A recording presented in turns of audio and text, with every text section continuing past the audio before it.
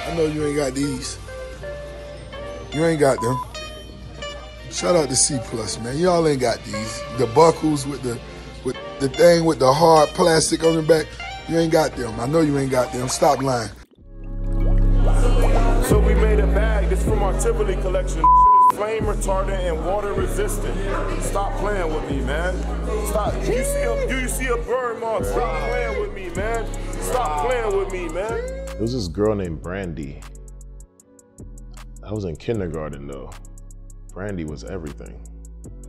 I think I liked her a lot.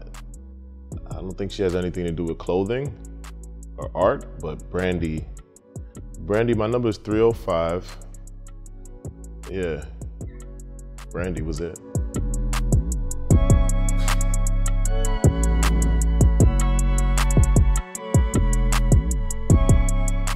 Yo, wake up, blend up a green smoothie with kale, ginger, linseed, oats, almond milk, a piece of mango. I'm missing something, but I gotta charge off for that. And then I go to the gym and I play ball because I should be in the NBA. Real talk. And then I go to a bunch of factories and I design cool shit. That's my day every single day. Dakota before this, and it was for the No Dapple situation that was going on and still going on. And this time I felt like bringing some light to Haile Selassie coming from a Rastafarian background. And Alex Forrest, the artist, he killed it. We're not done yet. This is like the rough that I put together today. And a lot of the terms and a lot of the true life things going on in the street to drive my t-shirt ideas, you know, to the consumer. Miami is not a fashion-driven city. Miami is, you know, the documentary for Cocaine Cowboys. Like, it's not about fashion. So for me, I think growing up Jamaican, you know, and wearing a lot of Moschino and Versace and Fendi and, you know what I mean, and Ferragamo, and I think that drove, you know, my identity, you know, for how I like style. And then my cousin, Teton, was like, yo, you don't have to, you know, wear these high-end brands, you know, to make your name. You're the brand. And then I just decided to make clothes, and I was like, yo, truthfully, they really don't do anything better than I can do myself. All respect to them, because I still purchase a lot of those products.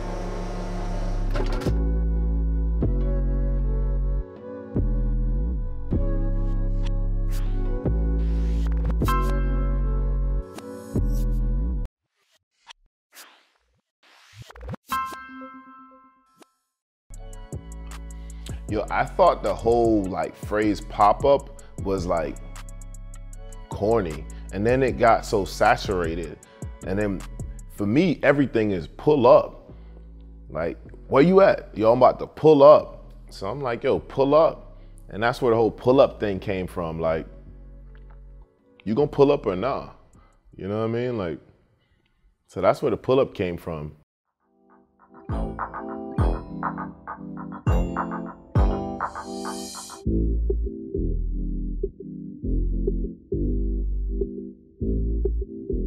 People don't realize you got to put that work, that sweat equity in, and continue to dream and believe. And I had no idea so many people was gonna come out. Like to see Miss Cayman Islands come out, like that was crazy. I didn't even know who she was. I'm just vibing, I'm throwing, I'm doing my thing. I'm like, she's beautiful, like anyone else, you know what I mean? And I'm like, oh shit, everybody's here. And to see guys playing FIFA, you know, and to see guys skating, like everyone came out for like their own enjoyment, like with themselves as amongst other people. So it wasn't something you had to feel uncomfortable to be stupid fresh about, or you just came to vibe and drink and and learn the culture, you know, especially having it in the Cayman Islands, because it's the norm for the States. Like I said, it's saturated and boring, but to have it in the Cayman Islands is like, you know, a big deal. So Pull Up 2 was a movie, and Pull Up 3 is gonna be even worse. I would tell them to go to school and study to be a veterinarian or something, because like if you didn't get best dressed like 4 years in a row, you're wasting your time. It's not even something for you. You know what I mean? I don't think it's for everybody. And people think it's a get rich thing. It's a passion more than anything. So no, I don't really have an advice for anybody. I think you just do what the hell you feel like you want to do. You know, if you fail, who gives a fuck what anybody feels about it? You know, that's really it. Just do what you feel like you want to do.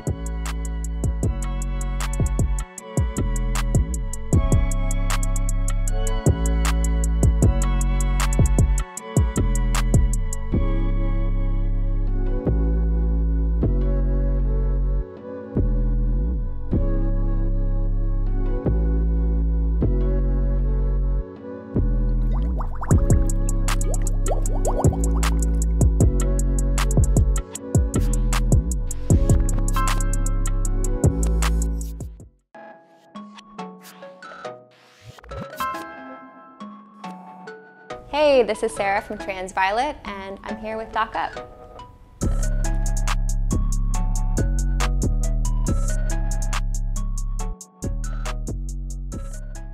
Like, I guess like the meanest thing I've heard in person is like from other artists, they'll kind of give like a backhanded compliment. Like somebody once came up to me and was like, wow, like I get that you're trying to do some like profound like pop stuff. That's interesting. I was like, did you just burn me? It's like, thank you, I guess, I don't know. I grew up in 14 different cities. I was born in Scottsdale, Arizona, a few different cities on the central coast of California, a little bit in Orlando, Florida, and a little bit in Cayman. I went to my freshman year of high school at CCC. Yeah. Yeah, this person says, okay, so Phaser SC, and this is on our Colbert performance. They said, that's gotta be the strangest accent I've ever heard. Sounds like a mixture of 10 different accents. Well, I've lived in over 10 different places, so probably what's happening. Baloney T says, this came on in the middle of a video I was watching and I still watched the whole thing. Oh, thanks, I'm glad we were able to win you over even though it interrupted the video you were watching. Perfect, who is this? I love all music on the inside says, perfect video. I love the guy that was actually nice on the other team, like mood. I don't know what like mood means, but I like when people are nice too. And that person is actually my little brother. And we got him to just do some improv stuff. And so that was like what he came up with as an insult. It was so funny. We all thought it was hilarious too. My great aunt Layla Rothshire wrote the Cayman National Anthem, which is pretty crazy. And then my dad, Stephen McTaggart, is a Caymanian folk singer. He wrote like Come Back Home to Your Island and that kind of stuff. We were so excited that we got to play Kaboo, and but also kind of hesitant because we had just seen the Fire Festival documentary. We saw like 2 weeks before Kaboo, so I was like, oh, this could be a complete show, but they already bought my plane ticket, so I'm gonna have a great vacation either way because I can stay with family. But no, it was incredible. I was really impressed with how well run the festival was. I'm from Los Angeles, where this is the place I used to call home. My great aunt Layla wrote the national anthem. My dad, Stephen, is a folk singer here. You know, we've had the opportunity to play at festivals all around the world, and you know, this one was competitive with those. So yeah, it was a joy to play it. I catfished the band, kind of on accident. The guys all know each other from high school, and I wanted to be in a band. I was actually living here at the time in Grand Cayman, playing at open mic nights around the island, you know, Aqua Beach and Royal Palms and all those things, and woke up one morning and was like, I want to be in a band. And so I made a profile on this musician network site that was super sketchy. Like all the other messages I got on it were just like just shy of dick pics. It was just like dudes being like, come to my studio. You know, I love like hearing conspiracies, especially ones that involve musicians. Like there's like a conspiracy that Avril Lavigne is not the real Avril Lavigne, and I really like that one. Like supposedly she died like right after she did Skater Boy or something, and I think that's really funny. I mean, I know it's not true, but it's fun to pretend. But you know, I like watching Ancient Aliens and stuff like that, but just for fun. Just for fun. The Illuminati is definitely real though, so that's not a conspiracy.